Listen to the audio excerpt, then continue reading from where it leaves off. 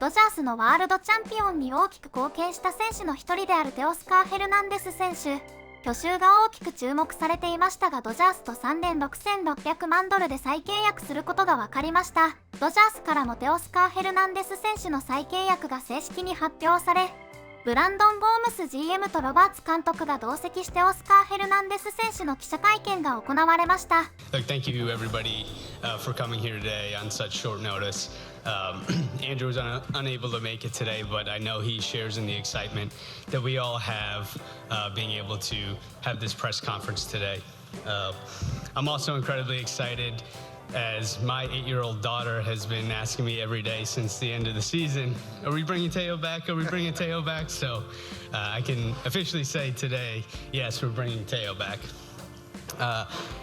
All jokes aside, I do think that speaks volumes about who Teo is as a player and a person. You can feel the energy that he brings to the clubhouse, the infectious smile that he has each and every day, and it's not a surprise of why he's become a fan favorite, so popular in the clubhouse and such an impactful piece of what we do, and so important to our coaching staff as well. It was great to see all year bringing Teo in. He always put the team first, and you could see that there was a real, love of the game that he brought to the field each and every day. I do think because of the way he plays with such passion and joy, when those big moments came up, it was something that he really cherished and was able to put the team first and slow the heartbeat down and do whatever was needed in that situation. Doc says this all the time, and it's something that I believe wholeheartedly as well, is that if you play the game the right way, the game will honor you and the game will reward you. And what Teo has done, taking care of and mentoring his younger teammates and having the amount of big moments that he had this year, and us being able to sit here today is, I think, all a testament to that. So, in our initial talks last year, it was like, hey, this is a one-year deal, but in an ideal world, we win a World Series, and this relationship gets to continue well beyond the 1 year. And it doesn't always work out this way, but I would say that we're in an ideal world right now. So I'd like to officially welcome Teo back in Dodger Blue, and let's go win a lot more World Series together. Let's do it. Thank you. So. I always say this, the Dodgers, they're different. They think about everybody, not only the player, not only the things that I can do on the field. And for me, it just, they give me the confidence. I never get that really in other places that I wear. They trust in everything that I can give them and to this team and this organization, and that was one of the biggest things for me that pushed me do the best job that I can do in a Dodgers uniform. First, welcome back and congratulations. Thank when you. you were looking at just this free agency, what were you prioritizing? And I know you've talked a lot about wanting to be back in Dodger Blue, now being back in Dodger Blue, but just what was so important to you with this decision? Honestly, I went to free agency. I think I made that clear before I went there, that the Dodgers were the priority, and I was gonna do everything in my power to come back. For me, money wasn't an issue. I could have waited more offers from other teams, but I think the money, it wasn't gonna be the difference. I couldn't get like 5 or 6 more mil from other teams, and if you put me in a place that I have to decide, I would have decided to come back. Just because the way this organization is, the way this organization treat a family and the players, and that for me is more important than anything. There's a part of the culture, the talent piece, that when you have the right pieces, players in place, you need to sustain it.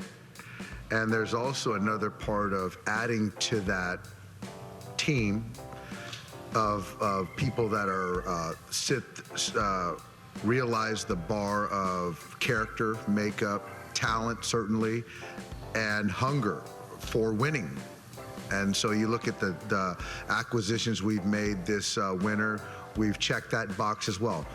But a guy like Teo, we've created a situation here with the Dodgers that the bar is extremely high. It's not just about getting the most talented players. You've got to be good on the field, and you've got to play the game a certain way. Because what that does is it makes people around you better. It holds the teammates accountable. And when you're looking at young players throughout a system, you know, they have something to aspire towards, right? And so for us, Teo checked every single box. And again, like Gomer said, you know, shooting a one-year flyer on a player doesn't always, you know, go out into an extension or a multi-year deal, but just what he did for us and how he made everyone better, it was a no-brainer. This can be for Brandon and for Teo. What was it that sort of allowed this deal to come together just in the last couple months or so, just obviously from where things started at the beginning of the offseason? Yeah, you know, from very early on, right after the parade, we had, you know, been in contact with Rafa, Teo's agent, and over the last year or so, we've developed a really good relationship. And I think, you know, the most important thing in these deals is continuing to hear, you know, what is important on their side, on our side, and finding, you know, the common ground there, because we've both said it from the get-go. The desire and the goal was that Teo stays with us, and you know, ultimately, because of that relationship and the understanding of where both sides were, we were able to work that out.